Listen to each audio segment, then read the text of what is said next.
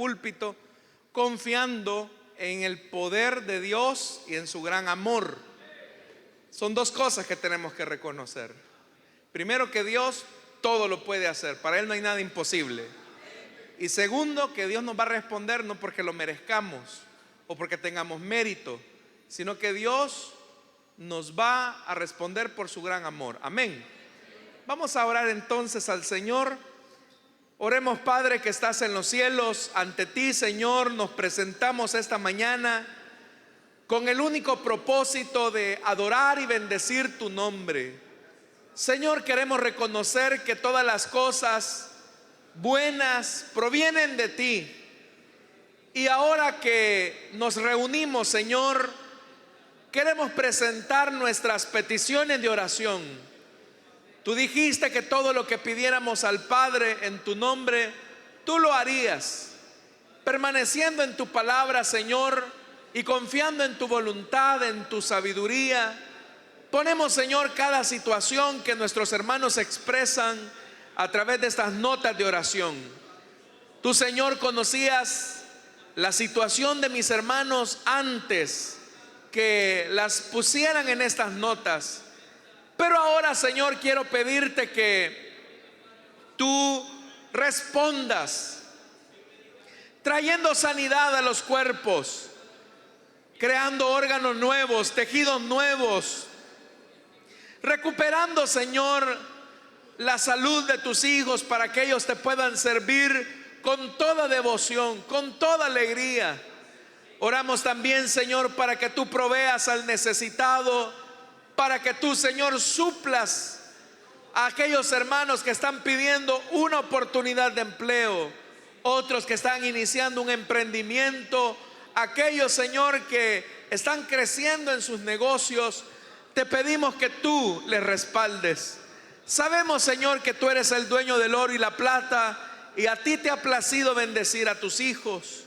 También, Señor, oramos por aquellos que están atravesando situaciones difíciles en su familia, en sus matrimonios, en la relación con sus padres, con sus hijos, entre hermanos. Señor, da la sabiduría para que tu pueblo pueda tener paz y tranquilidad en sus hogares. Ahora, Señor, que nos vamos a enfrentar a la revelación de tu palabra, queremos pedirte que tú nos hables. Háblanos, Señor, porque tus hijos oyen. Oramos para que tu Espíritu Santo acomode la palabra. Oramos para que tu Espíritu Santo nos instruya, nos capacite y nos saque, Señor amado, en victoria. Que no solamente seamos oidores, sino hacedores de tu palabra. Háblanos, te lo pedimos en el nombre de Jesús, nuestro Señor y nuestro Salvador, por quien te damos las gracias. Y la iglesia del Señor dice: amén. Vamos a abrir la Biblia, hermanos, en el Evangelio de Mateo. Evangelio de Mateo, capítulo número 11.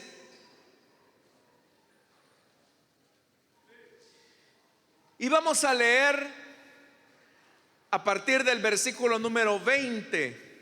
Si lo tiene, dice amén. Mateo, capítulo 11, versículo 20.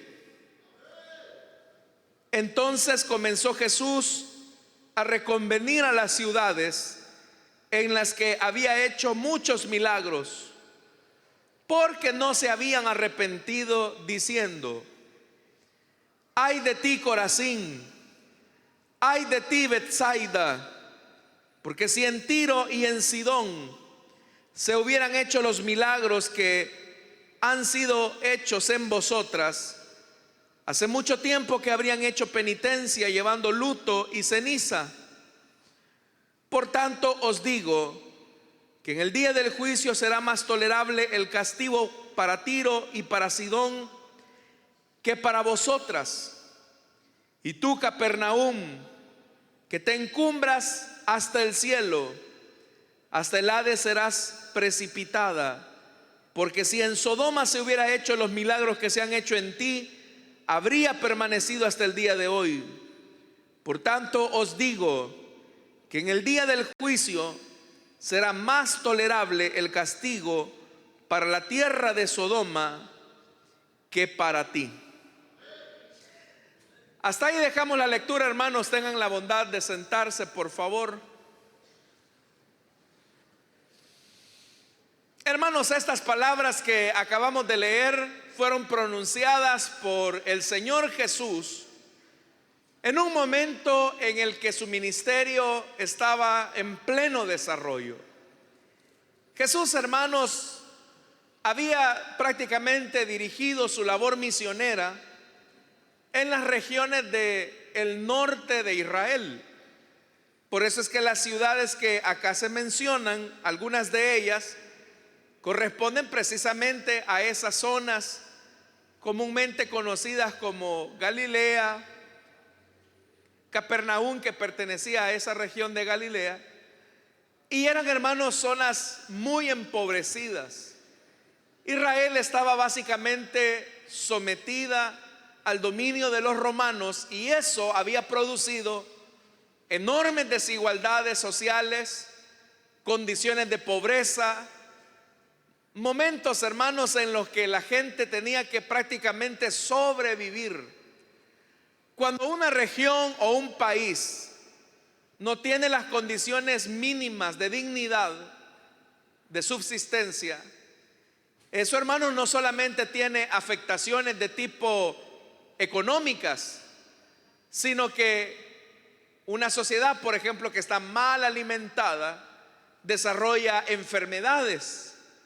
Y si en esa sociedad los sistemas de salud son deficientes, deplorables, eso agudiza todavía más el problema. Cosas como la desnutrición, enfermedades contagiosas y otros elementos de salubridad que hacen que las personas tengan un detrimento de su salud. Y eso, hermanos, refleja la pobreza que estas ciudades tenían. El mensaje que Jesús había venido a anunciar era un mensaje de buenas nuevas, porque como él mismo lo dice en su proclama, cuando se encuentra en la región de Nazaret, el Señor lo había enviado a anunciar este mensaje a los pobres. Eso, hermanos, de que Jesús había venido a anunciar el mensaje a los pobres, nos dice que era un mensaje de esperanza, pero que por ser un mensaje de esperanza requería que las personas lo recibieran con una actitud de arrepentimiento. Pero lamentablemente, hermanos, las personas pueden tener muchos problemas, precariedades, situaciones de pobreza. Pueden incluso, hermanos, estar al borde de la muerte y aún así persistir en un alejamiento de Dios. ¿Cuántas personas no hay en el mundo que quisieran que su situación cambiara, pasaran de la pobreza a tener una vida digna, de la enfermedad a la salud, del conflicto a la bonanza? Pero todas esas cosas que he mencionado son una consecuencia de vivir en las dimensiones de la gracia del Evangelio de Cristo. Lamentablemente, las personas solamente se interesan por los favores de Dios. Ellos están contentos con que Dios supla sus necesidades, con que Dios sane sus enfermedades, con que Dios provea a sus situaciones económicas difíciles. Desean y anhelan un cambio, pero ese cambio, hermanos, solamente es un cambio temporal, porque ninguno de nosotros, por ejemplo, va a tener para siempre lo que ahora tiene. Un día vamos a tener que partir de esta tierra y todo lo que hayamos acumulado pasará a manos de otras personas. Eso también significa que si vamos a morir, en algún momento vamos a perder la salud. También, hermanos, podríamos decir que en la vida no siempre vamos a tener momentos de bonanza, momentos en los que las cosas están tranquilas. sino que también vamos a perder esos momentos para entrar a épocas de conflictos, de tensiones. La vida está hecha así, por días soleados, pero también por días grises, edificios que se levantan y edificios que se caen por un terremoto. La vida está compuesta por esos altos y esos bajos. ¿Qué es entonces lo permanente? ¿Qué es lo seguro? ¿Qué es aquello que se vuelve inamovible? Solamente son los valores eternos de Dios. Y para poder disfrutar de los valores eternos de Dios, estos tienen que ser revelados a la vida.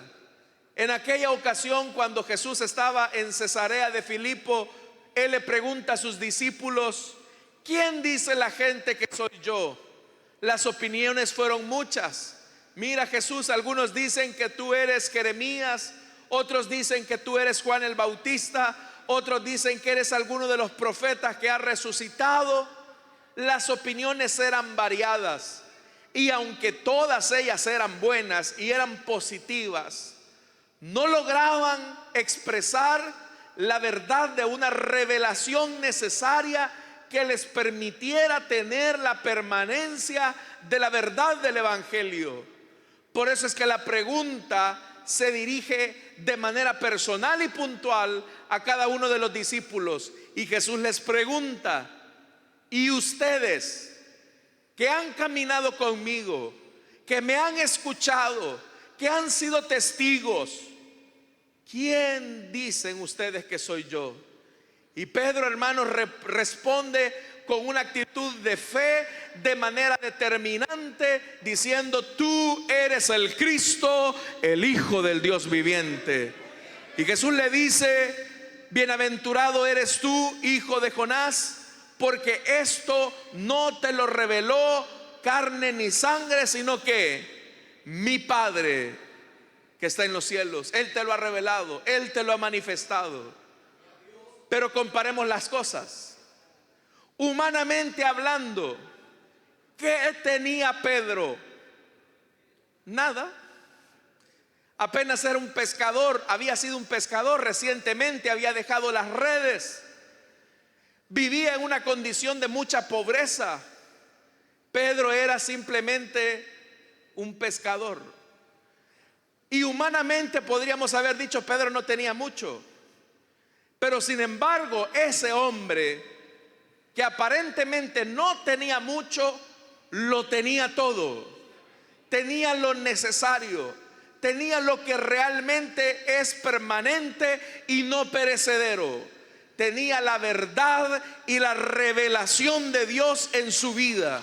Y eso, hermanos y hermanas, es lo que necesitamos nosotros: la revelación del mensaje de Dios. ¿De qué le sirve, dijo Jesús, al mundo, a las personas, obtener todos los bienes, la riqueza y el glamour de esta vida, si con esto pierde su alma?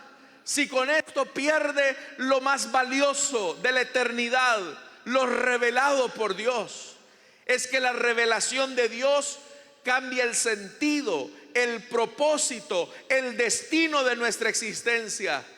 Aquellos que hemos recibido la revelación de Dios, sabemos que nuestra vida no gira en torno a nuestros planes o a nuestras ideas.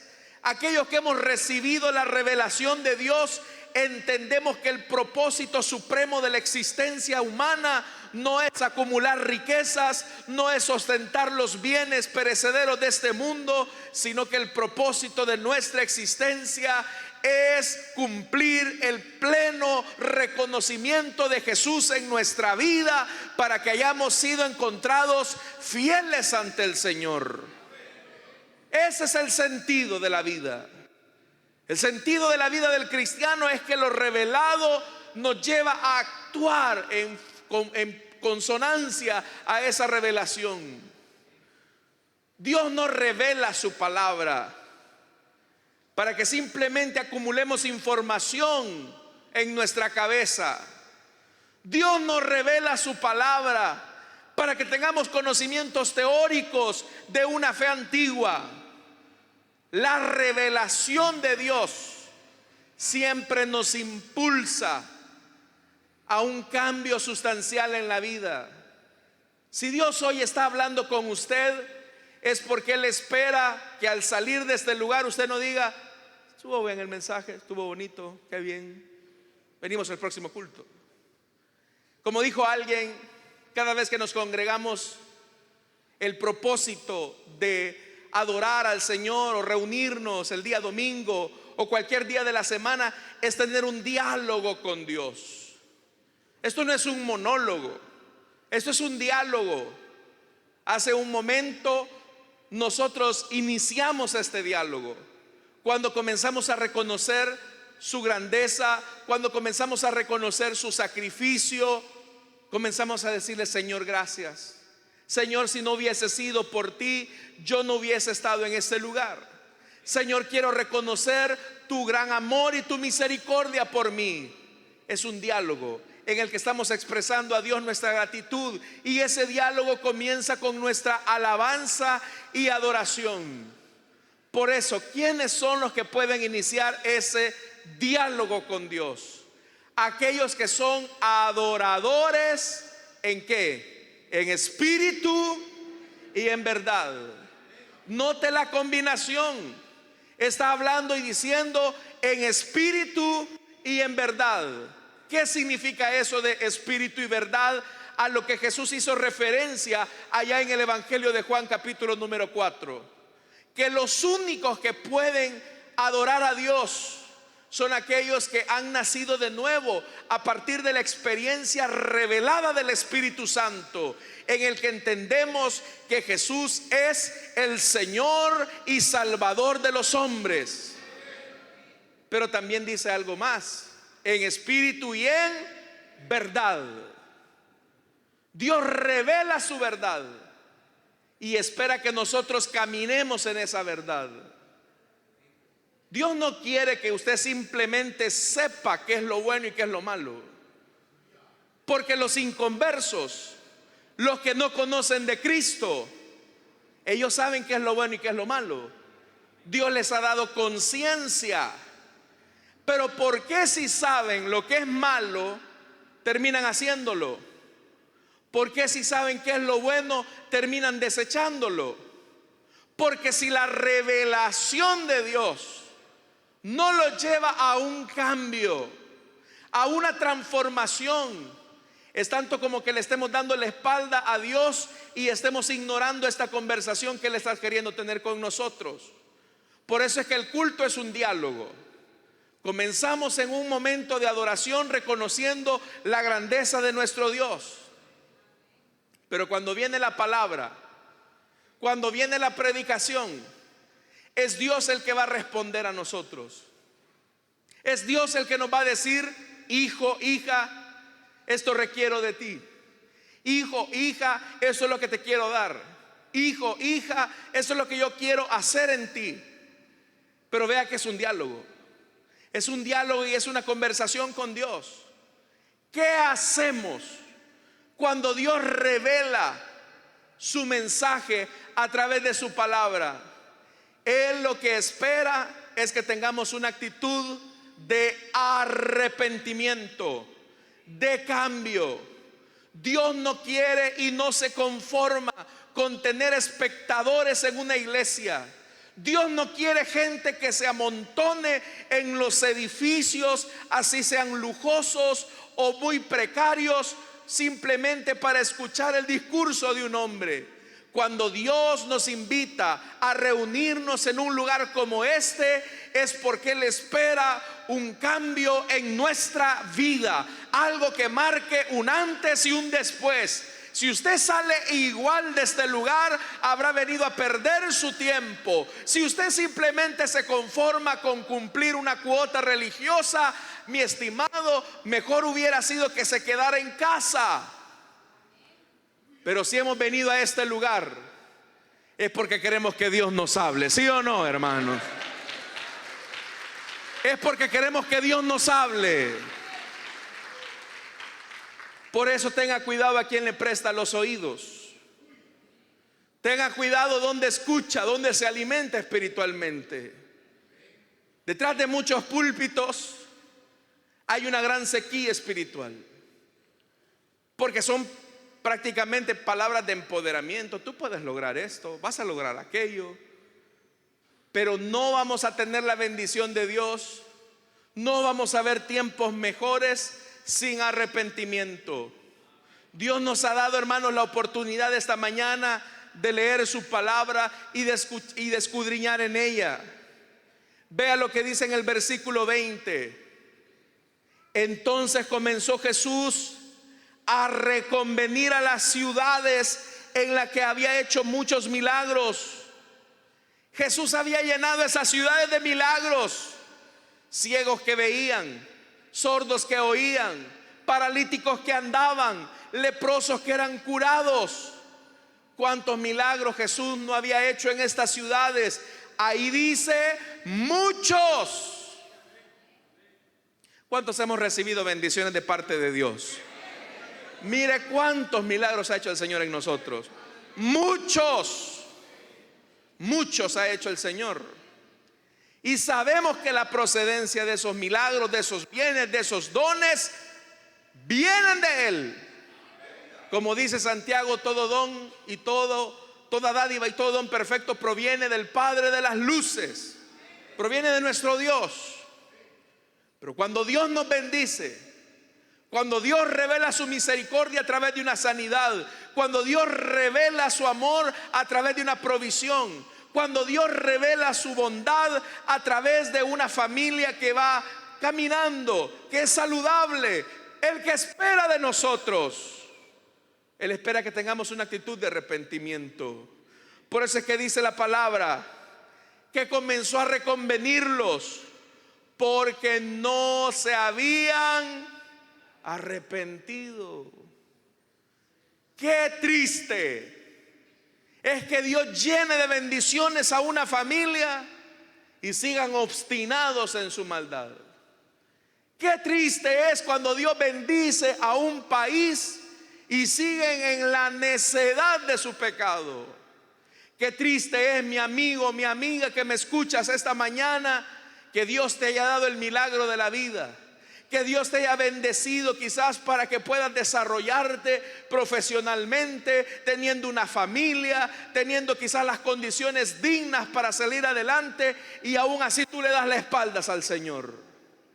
¿De qué le sirve al hombre ganar el mundo entero si al final termina perdiendo su alma? ¿De qué le sirve al hombre llenar su pared de títulos y reconocimientos humanos si el reconocimiento divino no lo tiene? Por eso es que el Señor reconvenía a estas ciudades, porque no se habían arrepentido. Con eso Jesús está rompiendo la tesis que tienen muchos. Si yo viera milagros, si yo viera sanidades, le aseguro que las iglesias se llenan. No, no es cierto. Acabamos de pasar una crisis hace algunos años atrás con una pandemia mundial que afectó prácticamente, hermanos, todas las economías del mundo. Pero no solo fue el tema económico, fue un tema de salud. ¿Qué pasó cuando se abrieron las iglesias? Hermano, usted fue testigo de esto. Uno esperaba que esto iba a desbordar del hambre y la sed de los hermanos. Uno pensaba que los amigos iban a venir corriendo a los pies de Cristo. Pero ¿qué pasó? Lo que pasó fue lo opuesto. Pero vaya a ver, hermanos, si se mantienen vacíos los centros comerciales. Vaya a ver si se mantienen vacíos los estadios en una final de fútbol aquí en el país.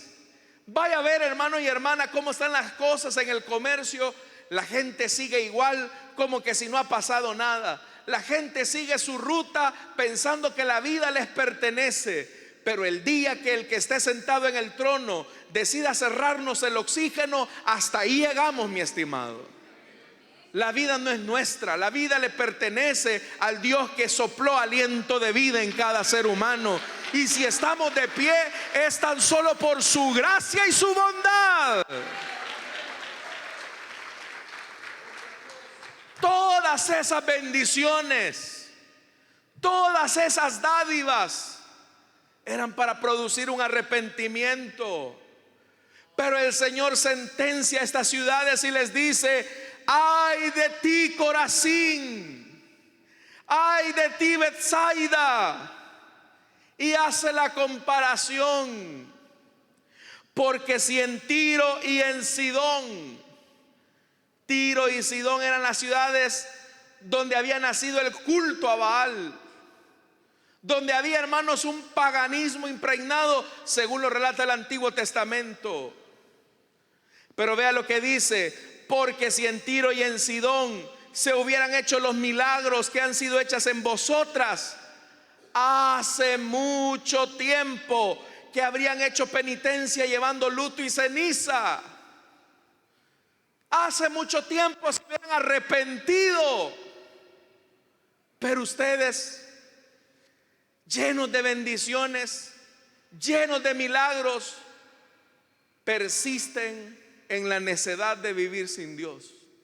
Persisten en la dureza de corazón de vivir al margen de su divina voluntad. No, mis estimados, no pensemos que muchas bendiciones necesariamente nos van a acercar a Dios. A veces es lo opuesto. A veces, cuando tenemos bastantes bendiciones o tenemos más de lo necesario, nos sentimos un poco sobrados. Miramos así un poquito erguidito a las personas y pensamos que la vida nos debe algo. ¿Cuánta gente soberbia no existe en el mundo, que ve de manera despectiva a los demás? ¿Cuánta gente soberbia no existe en el mundo que cree que perder el tiempo? Ellos dicen así: ir a la iglesia es pérdida de tiempo, eso es para tontos, dicen. Pero dice el Salmo, dice el necio, en su corazón no existe Dios. En el hebreo, hermanos, es más dura la expresión, porque dice el estúpido en su corazón. No existe Dios, porque es una necedad. Es una necedad vivir la vida al margen de Dios. Vivir la vida sin el Señor es una vida sin sentido, es una vida insípida, es una vida triste y vacía. Tú podrás tener todo lo que quieras en esta vida: mujeres, placeres, vicios, reconocimiento, todo lo que quieras. Pero si Dios no está en tu vida, déjame decirte que eres un miserable con todo y tu dinero. Eres una persona que vive en la peor de las tristezas. Y te puedo decir que quizás aquí alguna hermanita que solamente tiene 50 centavos en su bolsa, pero que tiene a Cristo en el corazón, es una mujer plena, es una mujer rica, es una mujer bendecida. Porque la revelación de Dios en su vida le ha dado sentido a la existencia. Lo único que le puede dar sentido a la existencia es la revelación de Dios. Esa bendita revelación que un día se atravesó en el camino de Saulo cuando iba camino a Damasco. Aquel iba con cartas, hermanos, de las autoridades religiosas para ir a capturar a los cristianos. Él pensaba que su miserable vida era para andar apresando a los cristianos. Pero bendita luz que un día se le atravesó y lo tumbó en el suelo. Y Saulo tuvo que decir, después de que el Señor le dijo: Saulo, Saulo, ¿por qué me persigues? Saulo respondió diciendo: Señor, ¿qué quieres que yo haga? Finalmente Saulo entendió que ya no podía seguir viviendo su vida tan miserable persiguiendo a los demás. Saulo entendió finalmente que el sentido de la vida era hacer la voluntad de Dios, y eso solamente pasa por el tamiz del arrepentimiento. ¿Qué es arrepentimiento? Arrepentimiento no es tener un sentimiento lastimero. Arrepentimiento es un cambio en tres cosas: cambio en el modo de pensar, cambio en el modo de sentir y cambio en el modo de actuar. Eso era lo que Dios quería de estas ciudades: un cambio en el modo de pensar, de sentir y de actuar. pero ellos no lo hicieron. Y dice el verso 23: y tú, Capernaum, que te encumbras hasta el cielo, porque Capernaum se encontraba en una parte alta, hasta el Hades serás precipitada. Porque si en Sodoma, imagínense la comparación, porque si en Sodoma se hubieran hecho los milagros que se han hecho en ti, habrían permanecido hasta el día de hoy. ¿Qué es lo que Dios está diciendo? Si de las bendiciones que tú tienes ahora, Capernaum, si de la revelación que yo estoy haciendo ahora en ti, Capernaum, un poquito de eso se hubiera hecho en Sodoma, Sodoma todavía estaría en pie, porque se habrían arrepentido. ¿Se acuerda de Nínive, hermano, hermana? Dice la Biblia que los ninivitas eran sanguinarios, eran crueles. Pero un día llegó un profeta, algo así de mala gana, llegó a cubrir la célula, llegó a cubrir ese día la actividad evangelizadora un poco de mala gana, y el mensaje era sencillo: de aquí a 40 días Nínive será destruida, punto. Un mensaje llano, un mensaje plano. No había ni siquiera una muestra de oportunidad al arrepentimiento. Cuando el mensaje llegó a oídos del rey, dice la Biblia que el rey dispuso que toda su corte, todo su reino, todos sus súbditos hicieran ayuno de arrepentimiento al Señor. A lo mejor el Señor cambiaba de opinión, a lo mejor el Señor tenía misericordia de ellos. Y hermanos y hermanas, el Dios que había decretado juicio y castigo sobre Nínive tuvo misericordia de los ninivitas y les perdonó. Pero ¿qué hizo el cambio? La revelación de Dios, el mensaje revelado que les hizo entender que ellos eran unos asesinos, que Dios ya estaba cansado de su maldad.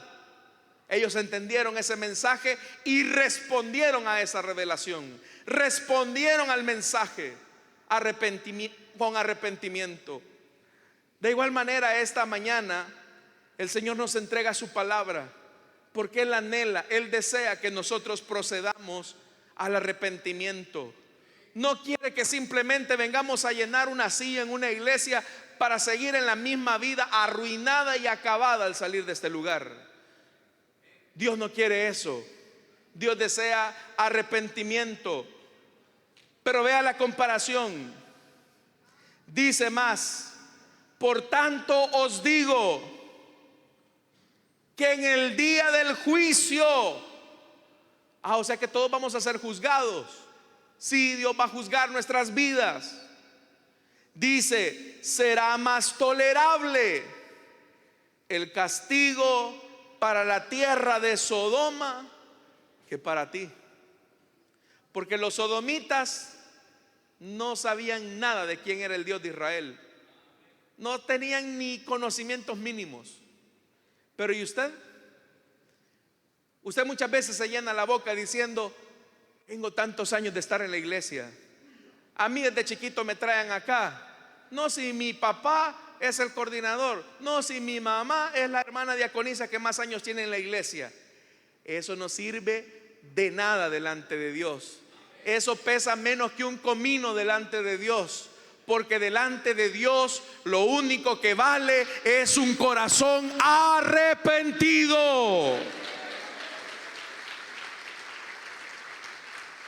Seguramente tú tienes el privilegio de que tus padres son cristianos. Seguramente tú tienes el privilegio de haber estado acá en la iglesia desde que eras niño. Pero si no te has arrepentido, será más tolerable el castigo para Sodoma que para ti. Si no te has arrepentido, va a ser más tolerable el castigo para aquellos que le dieron la espalda a Dios por ignorancia que para ti. Cada vez que venimos acá a la iglesia, somos más responsables de lo que Dios nos ha revelado. Sí, de veras. A usted se le pueden olvidar los mensajes, a usted se le puede olvidar la predicación. Dice la gente, dicen los estudios más bien, que cuando una persona sale del local de una iglesia apenas recuerda el 30% de lo que escuchó. A la vuelta de una semana apenas va a recordar el 5%. Imagínense. Pero que a usted y a mí se nos olvide lo que escuchamos no significa que a Dios se le olvidó. Entonces, ¿qué es lo que Dios está esperando? Arrepentimiento. Arrepentimiento. Y ya le dije, arrepentimiento no tiene que ver con sentir, hermanos, una sensación lastimera hacia Dios. Pobrecito Dios, me voy a arrepentir. Dios no necesita de ti. Dios no necesita de ti. Nosotros necesitamos de Él. Entonces arrepentimiento es reconocerle: Señor, yo pequé. Señor, es verdad, tú me has estado hablando. Te he escuchado a través de la radio, te he oído a través de las predicaciones, he venido a la iglesia, mis papás me han hablado de ti, pero yo he endurecido el corazón. Siempre postergo esta decisión y siempre digo: el otro domingo, la otra semana, hoy, la otra semana me arrepiento. Y siempre voy así, endureciendo mi vida, dándole la espalda al que me está hablando. Pero el Señor hoy nos dice: va a ser más tolerable el castigo para Sodoma que para ti si no te has arrepentido. ¿Qué es lo que Dios está esperando? Que nos arrepintamos, que le digamos: Señor, he pecado contra el cielo y contra ti, no soy digno de que me llames tu hijo, pero vuelvo a ti en humildad, pidiendo tu perdón. Y la Biblia dice que el que confiesa su pecado y se aparta, alcanzará misericordia. Y ese Dios está acá esta mañana. Amén, hermanos. Vamos a orar, vamos a cerrar nuestros ojos.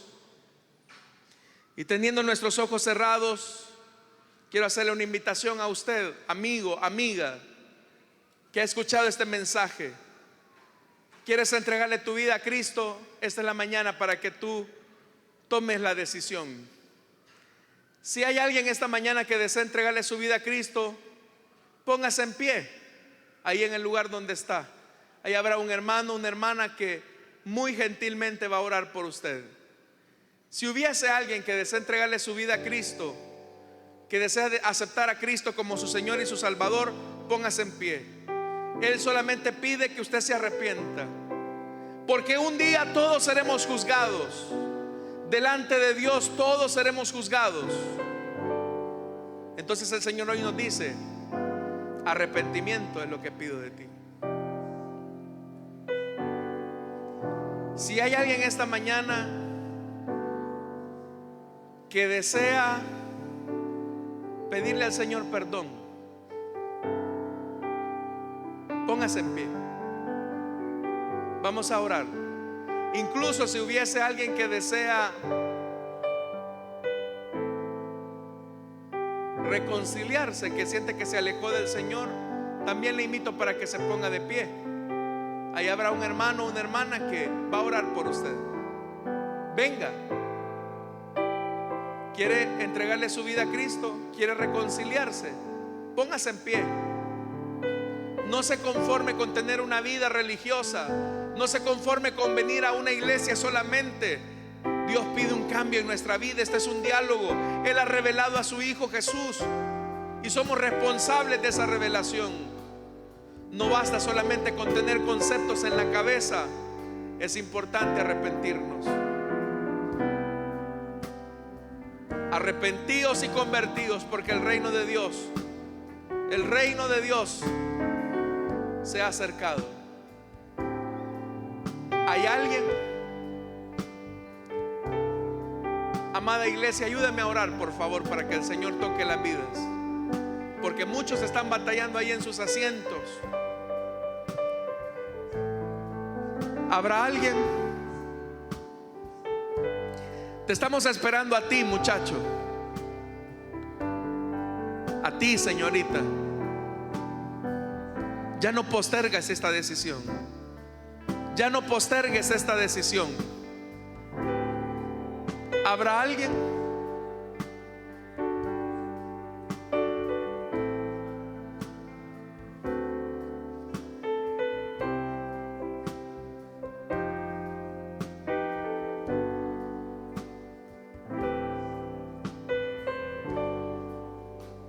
Vamos a orar ya. Pero habrá alguien que quiera entregarle su vida a Cristo. Para esto veniste este domingo, para escuchar la palabra. Ahora ya la escuchaste, si eres responsable delante de Dios.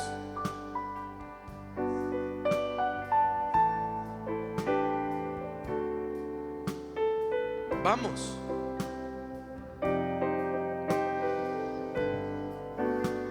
Vamos a orar entonces, hermanos, y que Dios nos ayude a tener una actitud de arrepentimiento siempre en nuestra vida. Que cuando nos alejemos de Él, en arrepentimiento volvamos y confesemos nuestro pecado. Padre que estás en los cielos, Señor, te damos las gracias por tu palabra que nos invita a venir a ti. Señor, te alabamos y te bendecimos. Exaltamos tu nombre, que es sobre todo nombre. Gracias, Señor, por haber enviado a tu Hijo Jesús, despojándose de toda la majestad y la gloria que tenía contigo. Vivió entre nosotros como siervo y llevó en su cuerpo nuestros pecados. Señor, te damos las gracias porque nos has revelado a Jesús, camino de vida y de verdad, por el cual ahora tenemos salvación y vida eterna. Señor, ayúdanos no solamente a escuchar de tu palabra, a ser espectadores de tus milagros, sino a tener una vida de arrepentimiento, porque somos responsables de lo que tú nos has revelado. Oramos también, Señor, por nuestras ofrendas y nuestros diezmos. No te damos, Señor, por necesidad, sino que lo hacemos con un corazón agradecido, porque si tú nos has provisto, Señor, de todo lo que necesitamos, es porque tú cumples tu palabra. Que así como alimentas a las aves del cielo y revistes de hermosura a los lirios del campo, también, Señor, te acuerdas de nosotros y nos provee lo necesario. De lo recibido de tu mano, Señor, te damos con alegría y no con tristeza. En Cristo Jesús. Amén y amén. Gloria al Señor, hermanos. Pueden pasar, mis hermanos.